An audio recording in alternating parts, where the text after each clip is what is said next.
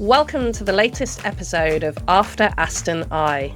Jeff is unfortunately unwell today, so I'm joined by Abby, our producer. Abby, it's great to have you with us. Thank you, and hello everybody. There's nothing quite like an emergency podcast hosting gig to get the adrenaline going in the morning. But I'm really happy to be here and glad to be a part of this conversation. I think it's going to be a really good one. Amazing. And thank you so much for joining us, Abby. You're a pro at this now, having hosted some of the episodes in season 1 too. So we're looking forward to the conversation. And as you say, it's going to be a really interesting one today. We are going to be talking to Harley Cunningham, a senior strategy and performance manager at Virgin Media O2, a workplace wellbeing industry speaker and changemaker who is encouraging companies to improve bereavement support for employees. Now, we are going to be talking about some sensitive subjects today, including bereavement and child loss. So if you think this episode might not be for you right now, that's okay. Please do whatever you think is best for you. Abby, tell us a little bit more about Harley. Harley graduated from Aston in 2007 with a BSc in Business and Management. Since then, she's worked for companies such as IBM, Experian and Essential, and as Aimee mentioned, she now works for Virgin Media O2 as a Senior Strategy and Performance Manager. Very sadly, in 2021, Harley's 2-year-old son James passed away suddenly from bronchopneumonia. When she returned to work, Harley felt that more could be done to support bereaved colleagues. Determined to turn her grief into something positive, she sought the feedback of over 400 employees at Virgin Media O2 and recognised the gap between employee needs and company offerings. Through this, Harley proposed a new bereavement support strategy for the business. Harley is now an internal bereavement consultant, collaborating with HR to bridge the gap between employee needs and company support, and Virgin Media O2 is now best in class at supporting bereaved colleagues. Harley, thank you for joining us. Thank you so much for having me, Aimee and Abby. Thank you. Now, one of the things we normally do on the podcast is some quick fire questions, and these tend to happen at the end. But because we think we're going to have quite an in-depth conversation today, we thought we'd flip things up and we're going to do those questions at the beginning. So, Harley, can you tell me a little bit about your favourite Aston memory? Yeah, I used to live on one of the top floors in Stafford Tower. I don't know if anyone remembers the towers that were knocked down very sadly a few years ago. And probably my favourite Aston memory was every single Wednesday night because we had pounded in the guild. So it was basically, we started drinking around lunchtime in Stafford Tower, and this went on Wednesday afternoon, and then we ended up at Pounded, and then we ended up at Subway, and I only spent about £5 that evening, and I can't believe how much we used to drink back then. I could never do that today, but yeah, that was every Wednesday at Aston. It was a treat. Wednesday sounds like a great time at Aston.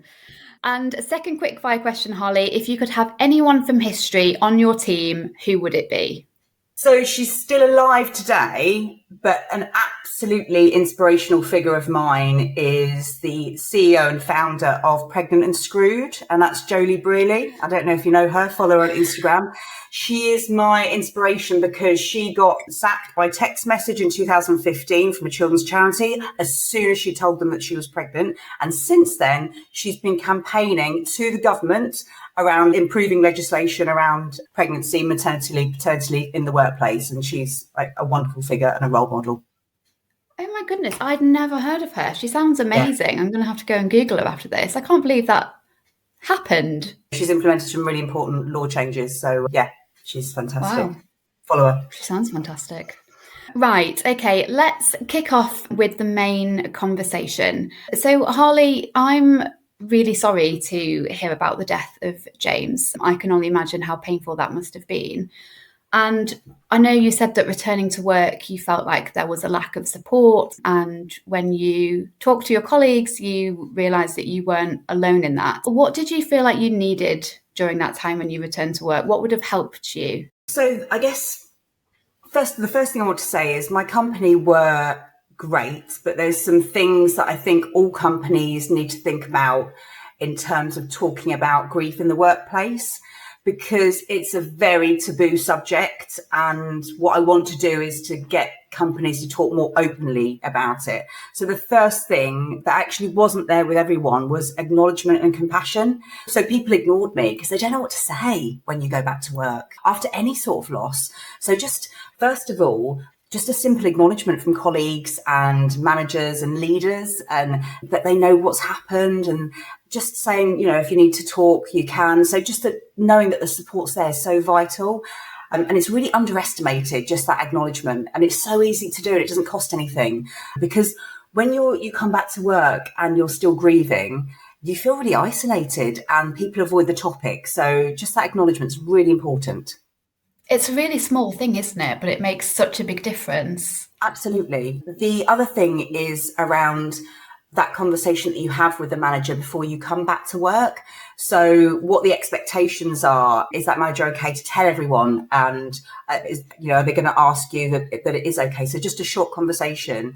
I only got it offered once, and it was about coming back and doing 50% of my hours for the first week, which was great. But in a way, it was more of a kind of a tick box exercise. And it wasn't actually that flexible, because if I wasn't feeling great in the afternoon, in that morning that I was supposed to be working, I couldn't really flex it.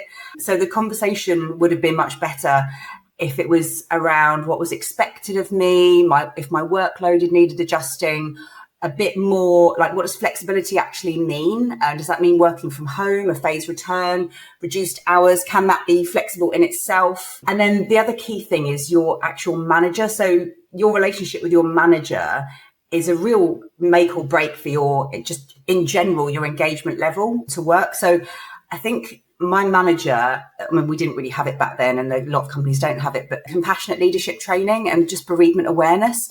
So creating a safe space to have an open conversation. My manager hadn't had any coaching and obviously hadn't been through child loss. And, I wouldn't want him to go through that, but to have some training to be able to put himself in my position and realise that I was still grieving. It's not going to, after coming back and having 3 months off work, I'm not going to suddenly be okay again. And to understand that my identity had completely changed, forever, and I wasn't going to be the same again. And that was what was going through my head. Just acknowledging that helps. And regular check-ins. It's like when you come back to work, they assume they'll check in usually for a couple of weeks, maybe even a month. But that whole kind of long-term care needs to be looked at as well. And then there's the whole piece around colleague awareness and giving colleagues guidance on how to support a grieving co-worker. So learning how to talk about it, what to say, what not to say, to help you feel less alone and less isolated. It would have been nice to have a colleague support network to talk to colleagues, even the colleagues that I didn't know that had gone through loss and grief, and even access to resources. We did have an EAP helpline, which a lot of companies do have, but that's not very specialist to grief, and it's certainly not very specialist to child loss and trauma, right? So I was suffering grief, but I was also going through a lot of PTSD as well, because I'd been there when my son had died. So they didn't really understand that, and it does make you feel very isolated if there's no support. I returned to work following a bereavement, and I did find that kind of peer check-in was so important. And our director has also experienced loss. So she was able to kind of say to the team, this is how I think Abby could do with being supported. And I don't know if the team were on some kind of rota, but it felt like every day a different person would just send me a quick Teams message and just say, I hope you're not being too hard on yourself today. Are you okay? I'm here. And it does make you feel so much less isolated, doesn't it? And it's such a small thing. Yeah. James passed away in COVID, which probably made it even worse because we weren't even going into the office as well. But now we go back, 2-3 days a week. So I do think there's a real need for that check-ins that you were just talking about, and people looking after you and just saying, are you okay? It's that simple. So, yeah. It sounds like it was quite and you used the word traumatic experience to go through all of that, but you've turned that into something positive and taken that forward for the actions that you're doing now and the work that you've got. What was the very first step that you took in order to create the impact that you're now making? Well, first of all, I came up with this idea. So they were looking for new ideas it was like an innovation, they called it Matchbox. It was like an innovation workshop at work. And they were looking for new ideas. And these were like general ideas, by the way. They were not even well-being specific. It was like ways to improve the business. And I was 6 months in of returning back to work, and I thought, wouldn't it be lovely if we could do something, we could send somebody in the post. So when they do return to work, or they've been through a loss, they've got basically a practical bereavement care package, essentially, that shows them that the company really cares about them. And when I say practical, like, I remember all the things that I couldn't do when I lost James. So like cooking, for example, was not on my top list of things to do. Like, I wasn't even eating properly. So I decided what would go in that care box that I would really like to receive. So some food vouchers would be great. I added in things like a photo frame, little seeds. So somebody bought me a packet of seeds that I could sprinkle in my garden, remember James.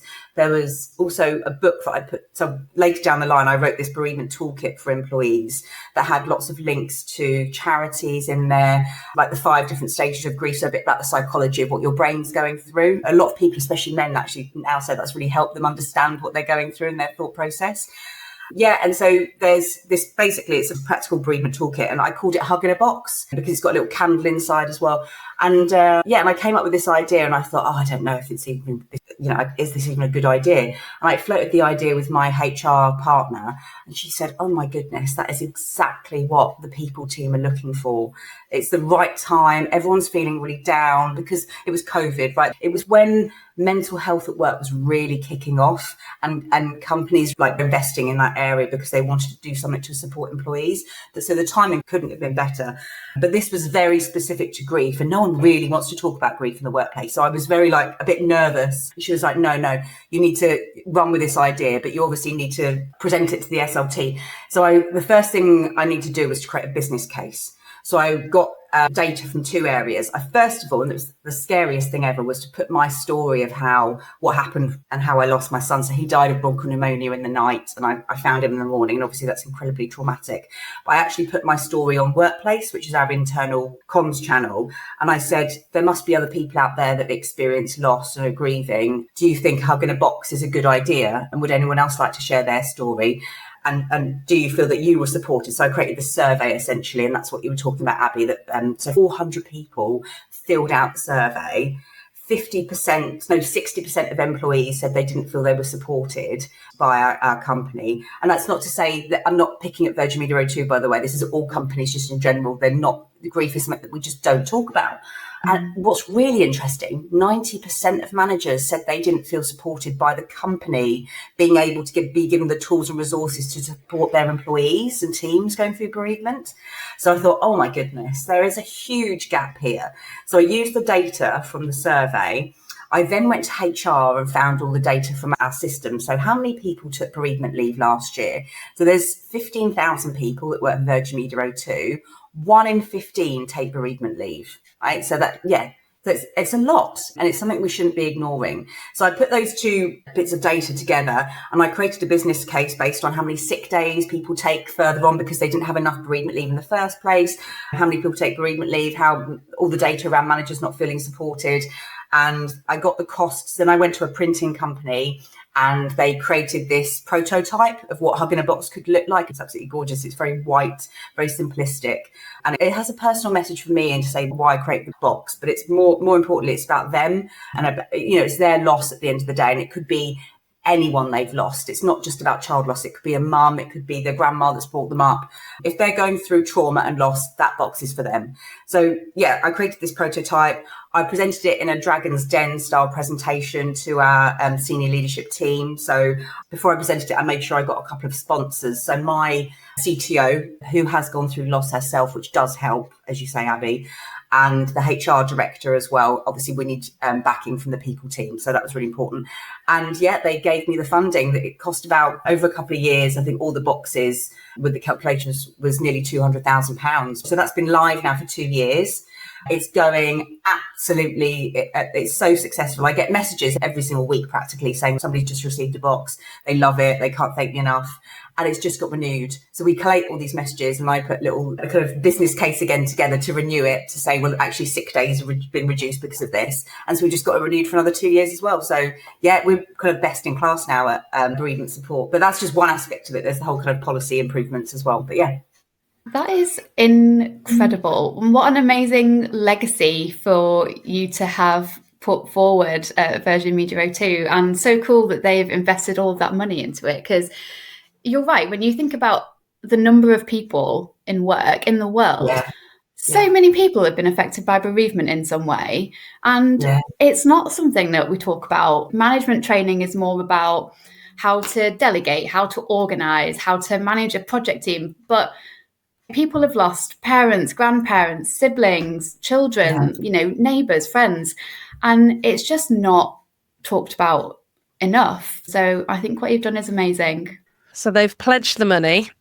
They've now said, we're going to renew that, which is a fantastic achievement. It sounds like a lot of that comes down to the data and the insights. And I'm curious because you clearly have a personal and an emotional story to tell, and that is what drives you. But you've thought about, how do I get this through the process with sponsors, data, insight?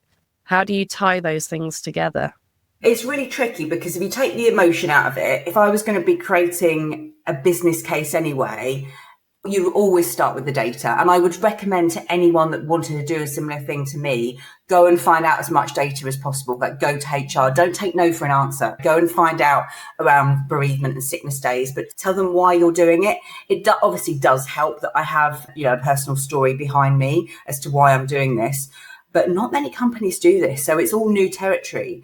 And the other thing is, posting on Workplace for me, posting my own story was so scary, literally pressing that send button. It was being vulnerable. And when you're vulnerable, you open yourself up to all sorts of comments. And you think, when you post something on Instagram, you get positive comments, but you can get negative comments, can't you? And I was so scared that would happen.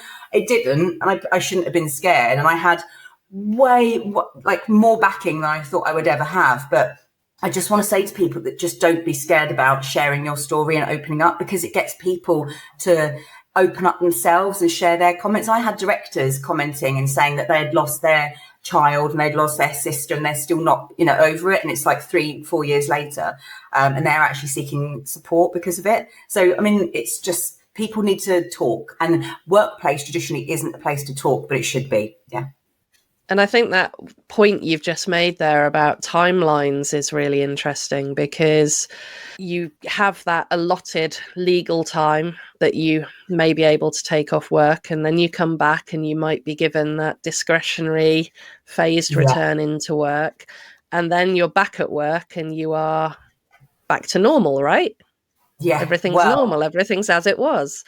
What do employees need 3 months, 6 months, 3 years, 30 years down the line from a bereavement?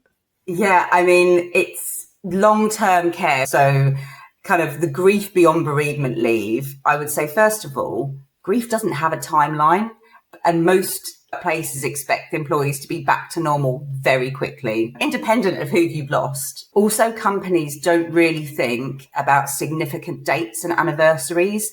So there's things such as birthdays, anniversaries of loss, holidays, Mother's Day.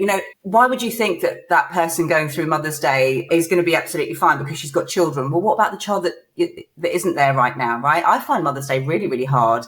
And it's 4 years and a couple of months since my son, James, died. And if I can just, first of all, let my manager know, actually, I'm going to find this day a bit hard. Can I work from home? That's the first step. Right? Just being open and having a really honest conversation. But your manager needs to be approachable and non-judgmental, because you want to be able to feel comfortable in having that conversation. So I think it works on both sides. But yeah, I would just say the training that I do now with managers, it's all around 3 things. So understanding that there is grief beyond bereavement, grief doesn't have a timeline, understanding about significant dates and anniversaries, even asking about them, but also career impact. So I was really worried. I was in a really good job. It was a trading role. I was in like a really stressful sales role. And it was really stressful because we'd gone suddenly to working at home and no one really knew what to do because of COVID as well. But I found that my career progression definitely slowed down because I wasn't able to perform at my best, especially the few months following my loss, because I wasn't on top of my game. And it was really hard to say that. Like, I didn't want to say that. And I didn't want to say that I wasn't able to make decisions and have the same mindset that I had before. And, you know, in a really good way, it's kind of made my career go off in a slightly different direction. And now I'm in a part of the business that I never thought I'd be. I'm working in more of our technical division, and I'm learning way new skills than I would have done just having kind of a sales and marketing career. But when I went back to work, I was, you know, managing a team, and I was like, I don't want to manage people right now. I can't manage people for the next year, for example, because managing people does take it out of you. You know, you've got to do a lot of listening and understanding. And it was hard to even listen and understand myself, let alone support a team and be a good manager. So I actually looked for a role actively that wasn't a people manager role. So I kind of went sideways in my career. But yeah, from a career impact perspective, on the manager training that I do, it's informing the managers that they do feel that employee can feel a bit guilty, that they're not being 100% at work all the time as well, because they are going through grief. I think, yeah, it's something that companies really need to think about, that suddenly people aren't just over it 2 weeks later. Well, sometimes even a week, because that's all they get. But yeah. It sounds like you were very self-aware about how to manage your own engagement and to advocate for yourself. But what about those who don't necessarily have that ability to spot where they might need to speak up? So I have to say, at the time, I was just like a bit of a deer in headlights. I wasn't as self-aware as I'm making it out. There's a lot of reflection that I've been doing over this last year. So I went on to have, very luckily, another baby after a couple of miscarriages. So it's been a bit of a turbulent 4 years, actually. But when I was on maternity leave, I decided to go and work for Cruise, Cruise is a national bereavement charity. And I qualified as a bereavement counsellor. So it's like a 3-month course doing bereavement counselling. Through that course, you have to understand yourself. It's like the basics of kind of like level 2 counselling, if everyone's ever done that. And you have to look inside yourself before you can support others, essentially. So that made me reflect on a lot of the self-awareness that I was doing through kind of hugging a box and building that bereavement strategy at work. Because as soon as I went back to work, I was literally like, I don't want people to feel sorry for me. You know, that was the worst thing in the world. People go, oh, goodness, we don't know how to talk to her. I wanted to do something practical to help others. And I was just like laser focused, like a horse with blinkers on. Like, I've got to get this box out there. And to do that, I need to create a business case. To do that, I need to get an executive sponsor.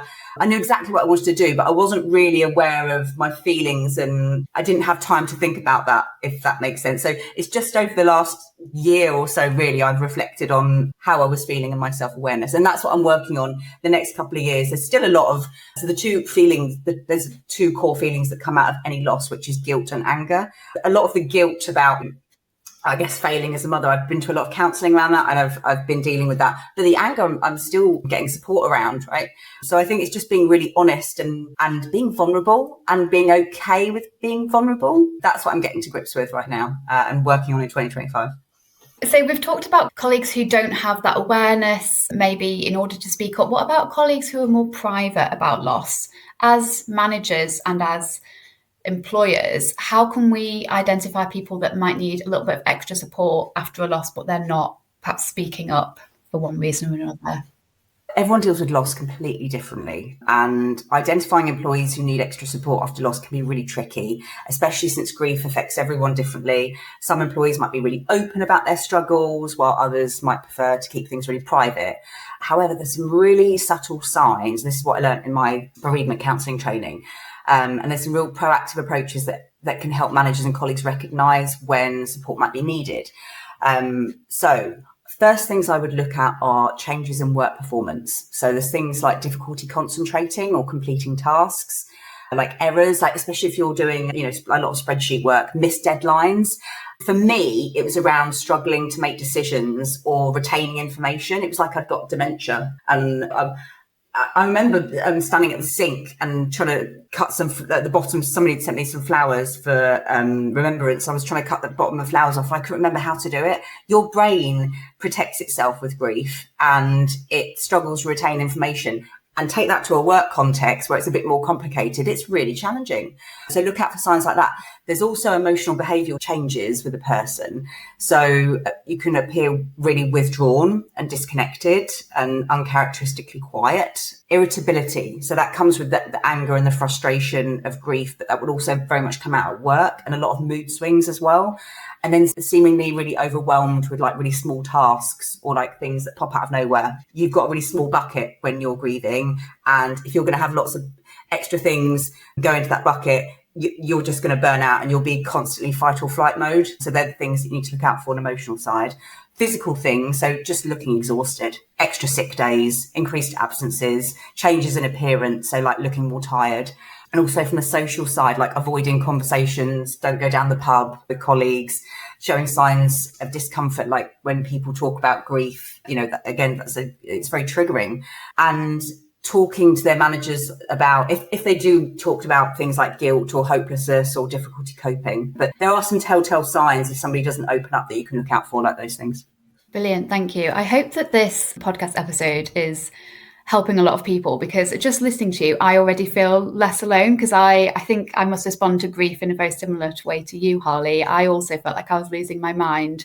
And someone would say something to me and I'd be like, wait, can you say that again? Because none of it has actually gone in. And it would be a simple decision, like, what milk do you want in your coffee? And I'd be like, I just don't know. I don't have the capacity. Yeah. I can't tell you if I want oat or coconut. I've got no idea. I just can't do it. So yeah, I feel comforted just knowing that that was also your experience, and probably is the experience of so many people who have found themselves battling loss. Yeah. There are some things that companies can do around that. So coming back to the check-ins, so just a simple like, how are you doing, without forcing people to talk about their grief, can be a front door to have an honest conversation. If somebody is really struggling, offering flexibility, so letting employees know that they have options. And I'm not talking about just as soon as they come back from bereavement leave. It could be like 2 years later where they haven't really dealt with that grief at the time and they're really struggling a couple of years later. So flexible hours, remote working, if you can offer that. And fundamentally, managers need training with basic grief awareness skills to spot these signs of struggle and approach these conversations with empathy and without judgment. Because as soon as you start asking why, that's quite a judgmental questions. It's like kind of keeping questions really open, and I think it can be quite hard for some people not to have a conversation that doesn't sound a bit judgmental sometimes, but I think a lot of managers would really like some training on that, and it just makes a more honest and open conversation. And then there's culture, so normalizing discussions about grief, and then the resources side of things, so giving employees support, not just the EAP helpline, but support groups, counselling services, things like that. One of the things that I think listeners might be thinking about here is the operational side of running a business, and how do you balance that compassion, that flexibility, that desire to be a human-centered manager and to want to do the best for your employees and create that bespoke, personalized experience to help them through their grief journey, along with the fact that at the end of the day, you are in business to achieve a certain goal, and that usually is to make things happen, make money, whatever it might be. How do you balance those two elements? It's really tricky. Like I work for a big corporate that's got, it's huge, 15,000 employees. But if you work in a 20-person business and you need that person to come back to work and not be off work, right? Because they're such an integral part of the business, it's really hard. But there are some fundamental proactive things that are not reactive. So it's like grief counselling is very reactive, right? There are some real proactive things that can support that person, even, just in case something happens. So for the first thing, and any business can do this, whether they're 20 or 15,000, is fostering a compassionate culture. So training managers, being prepared in grief awareness, so equipping them with the skills to handle what a sensitive conversation is, how to spot signs of struggle, offering practical support, and having all kind of those tools in place, encouraging open communication at any company. And you'd be surprised around how many people go to work and they don't feel they can have an open communication at work and be able to post their story online or talk to their team about it. Where employees feel safe, there's that, I guess, psychological safety at work. It's a kind of a term that we're using a lot, but that can be said for all sorts of companies. So that's about discussing needs without fear or judgment, or having a negative career impact. And then normalising workplace grief. So using initiatives, we did this last year. So I led Grief Awareness Week, which is the second week in December, to reduce the signs of stigma, to educate teams on how to support each other. That's something we can do for free. And I know small business, if things cost a lot of money, they probably wouldn't be able to do like Hug in a Box, for example, but they can support a line around Grief Awareness Week and understand and share stories around that. And I would say flexible working. I'm really pro flexible working and having things immediately after loss, like phased returns to work, and allowing that individual to kind of gradually reintegrate themselves, perhaps part-time before resuming their full responsibilities, because it's such a shock to the system coming back and everyone else is okay. And you're like, oh my goodness, it's so surreal. I can't possibly deal with this. And it actually increases sick days in the long term, to be completely honest. And if you can present that as a case to companies, they would understand the importance of phased returns to work. And then remote or hybrid options, like being able to work at home if possible, and then flexible leave policies. So we have, and I introduced as part of this bereavement strategy with the people team. So normally we would have 5 days bereavement leave, but now we have what's called flexible leave. So we consider and cover, there's 10 additional days that you can take of paid leave during that first year, whenever you're struggling, basically. So difficult days, like anniversaries. So having flexible leave policies is really important. And just thinking about, as a manager, adjusting your workload temporarily. So basic things like getting the team to help out, redistributing tasks. And if there's like any essential responsibilities you're doing, I don't know, like putting agendas together for meetings, can somebody else do that? Having what you talked about, Abby, but you had check-ins off your colleagues, but having a buddy or like a mentor or somebody that's been through that just to check in on you, if that manager can't do that on a regular basis. And just as a manager, setting clear expectations around flexibility and it being okay, because you feel so guilty having had the time. Well, I certainly did, having had that time off. I felt guilty anyway because I was going through child loss and my head was just not in the right space. But I also felt guilty because I'd had so much time off work and no one had, there was a massive gap with no one was covering me. And so managers really need to think about what that plan for coverage is about, so that person isn't feeling guilty when they come back to work, having clear expectations around flexibility and longer term support plans, which is exactly what we talked about. So checking in periodically and understanding anniversaries and hard days like that. Yeah. Harley, you've created a few pieces of content for us on the Aston for Life platform. You've written up the Manager's Toolkit for supporting employees through bereavement, and we've filmed a couple of videos with you too. So on there is how to implement a best practice bereavement policy and 6 steps to being a compassionate leader. And we'll be sure to include the links to all of those in the show notes. So if you are Aston alumni, make sure you go and check those out on the Aston for Life platform. Before we kind of formally finish, Harley, is there anything else that you wanted to talk about? Anything we've not asked that you wanted to share? If anyone wanted to do this to improve their bereavement support in their own company, I would say they really need to look at 4 things. So first of all, the policy. So assessing their current policy and identify any gaps that they have in their current policy and understanding what best practice looks like in the market. Feel free to contact myself as well on LinkedIn and understand what that kind of gap looks like between what they currently have with their policy and what good. Also looking at managers as well. So what support do managers have to be able to support their employees? Is there any training on grief awareness or compassionate leadership? There should be. So what's that gap and how are we going to fill that? Also employee support. What do you have in place in your organisation to support employees? I'm not necessarily talking about a Hug in a Box per se, but if somebody wants to get involved in that, please feel free to contact me. I'm talking about, is there any support networks out there and what tools and resources? Are there links to charities around specific types of losses? I know a place in London that have grief cafes, for example, where people can come together to talk about it.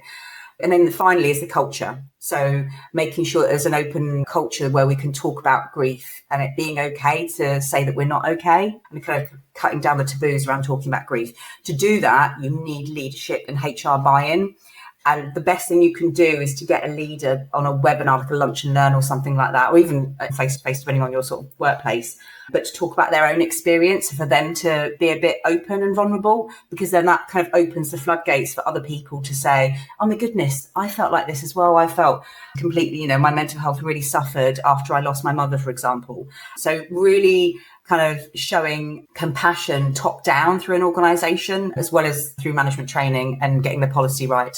But yeah, I mean, I guess communicating and then embedding whatever you're going to bring out is probably the next step along that. So making sure, if you do bring out all this, like Hug in a Box or management training or whatever you decide to do, depending on how big the organisation is, it might be quite hard. And we found it quite tricky to let everyone know that there was Hug in a Box available. So getting that right and really thinking about that, and then just monitoring it and looking at the stats. So I've just renewed Hug in the Box internally, but to do that, we've looked at the stats and how successful it's been. So monitoring and improving it all the time using data. But yeah, if anyone is going to be advocating grief awareness or improvements to their grief schemes or bereavement policies at work, please contact me and I will absolutely help you.